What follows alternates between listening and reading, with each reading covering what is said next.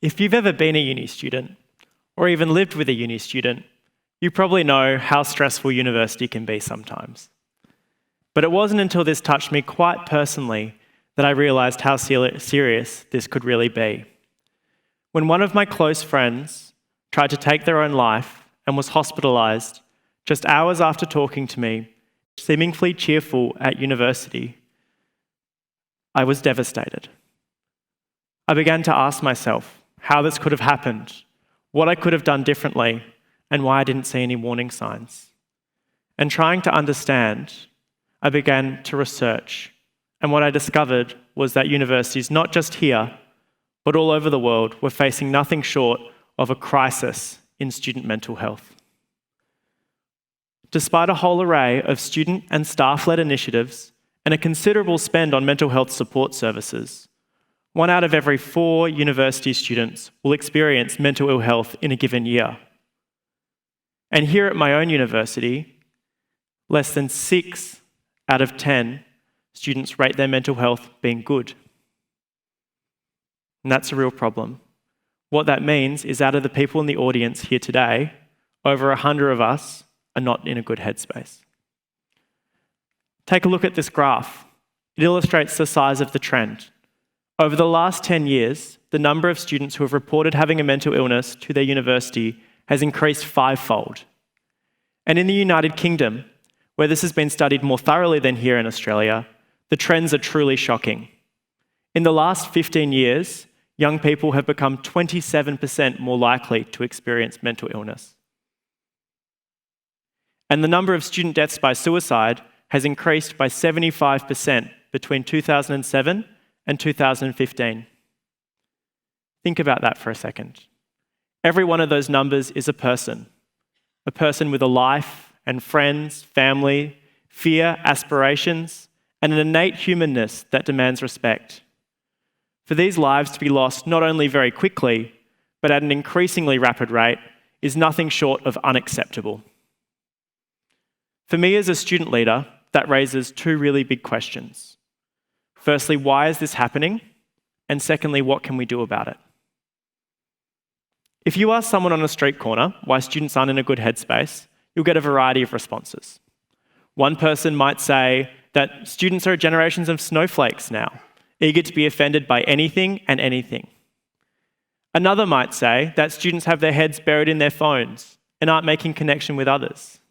And a third person will say that students are drinking far too much and not getting enough sleep, something I've certainly never indulged in.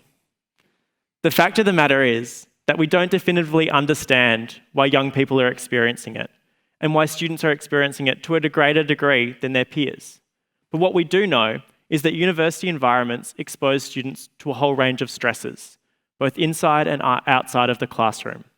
These are parts of their experience that expose them to a little bit more stress than what they experience every day, which can then have a follow-on effect on their mental health. A 2013 study uncovered that there were several broad classes of stresses that impact upon student mental health. Academic stress, things like assignments, tests, and exams. A lack of resources, not having enough time or money. Changing relationships, ones with your parents, family, friends, new romantic relationships, and new peers. Changing expectations, both ones that you put on yourself and from others. And being in a new and unfamiliar environment. When you come to think of it, that's not really that surprising. For a second, imagine that you're a 17-year-old. You've just finished high school and you're ready to enter the big wide world. You start in a commencing class of 8,000 undergraduates. And all of your friends from high school, if indeed any came to uni with you, are all studying something entirely different, and you know no one. Your first mid-sem is next week, and you've got 100 pages of a textbook to read that you don't really understand. Your parents have cut off your allowance, you're living on a shoestring budget, trying to make ends meet, and getting lost on campus every single day. You've got an assessment due on the weekend, but you don't understand any of the academic referencing stuff that you have to do for it, and you can't find anyone anywhere to help you with it. Maybe your dad's projecting onto you that he wanted to be an astrophysicist, and you just want to study economics. How does that make you feel? Yeah, it's pretty easy to imagine getting home from uni and feeling pretty deflated. The fact of the matter is that universities are psychosocially stressful environments. What we're doing is we're taking people who are in a really seminal time of their life and putting them into an environment which has the potential to crush them.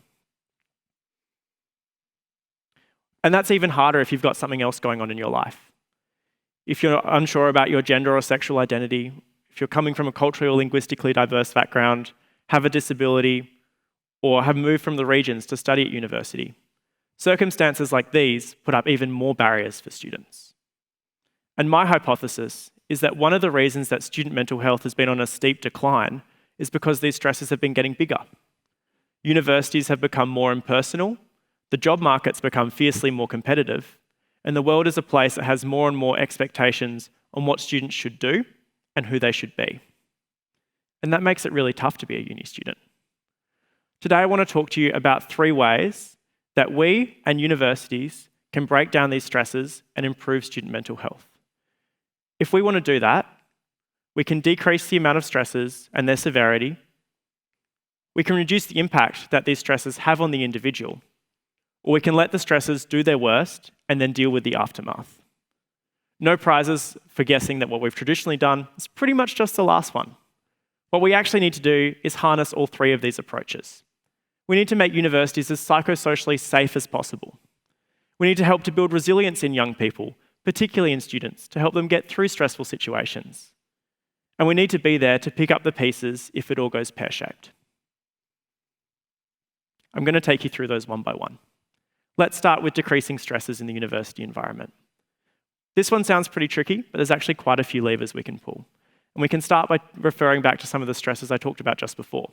Let's take academic stress. We can use academic policy to reshape the way that students experience teaching and assessment at university. For example, students at my university say that one of the most stressful parts of their experience is exams.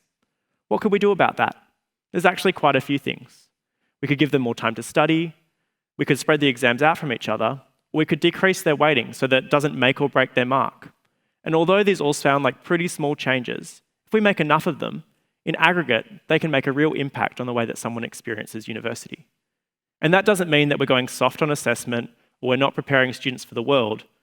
It means that we're putting their well-being at the centre of our teaching and learning process.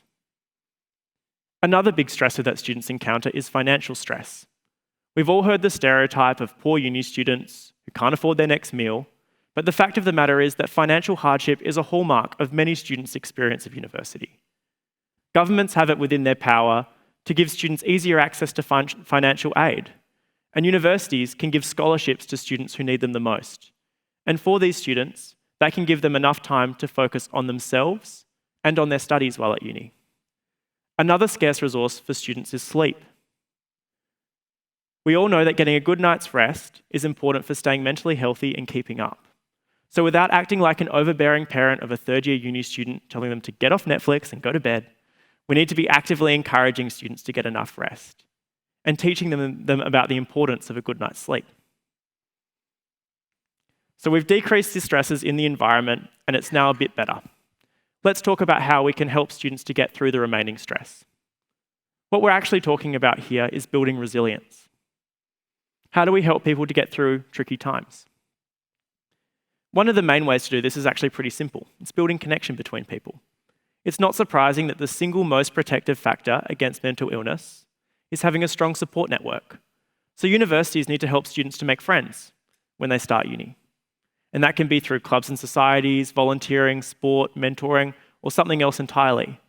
But building an inclusive social fabric is absolutely vital for the modern university and can never be dispensed with.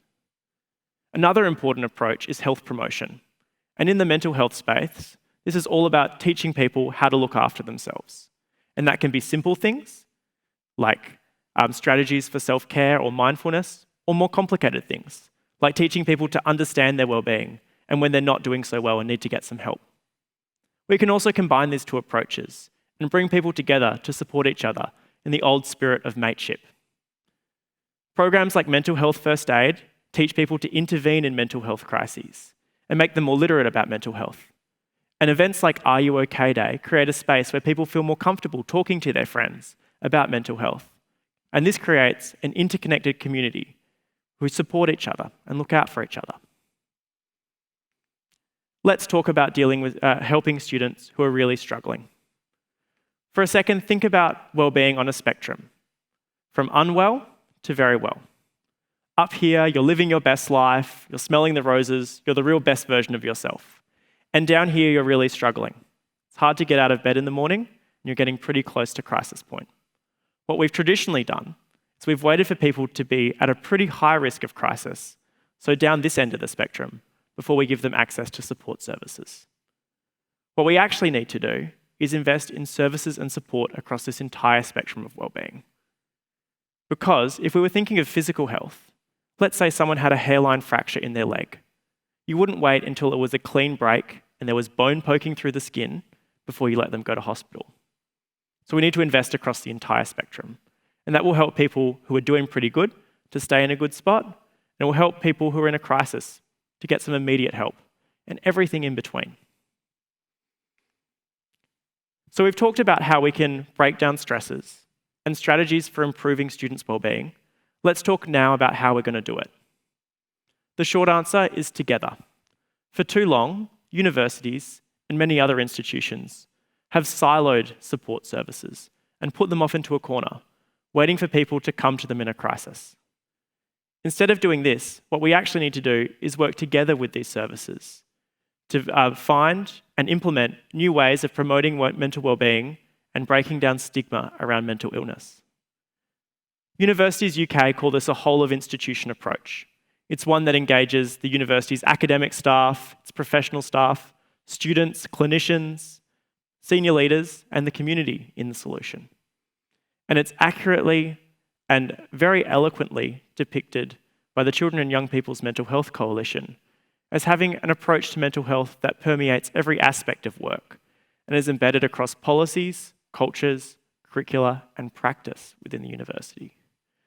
What this is a culture shift. It's bringing everyone together and putting mental health at the centre of what we're doing in universities. With all this talk of what universities and key decision makers ought to do, you'd be justified in asking, well, what can I do in my own life? So I want to leave you today with 3 simple tips of things that you can do that could make a difference to someone else's mental well-being. Number 1, look out for your friends. Make time for them, talk to them, and support them to seek help when they need it. Number 2, break down mental health stigma. Go to an effort to learn a little bit more about well-being and mental illness. Call out jokes about things like depression, anxiety, and suicide. And when you hear stigma around you, call it out. And thirdly, be radically inclusive.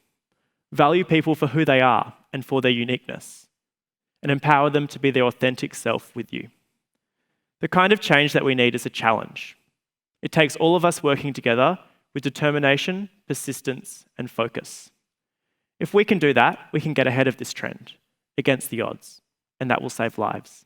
Thank you.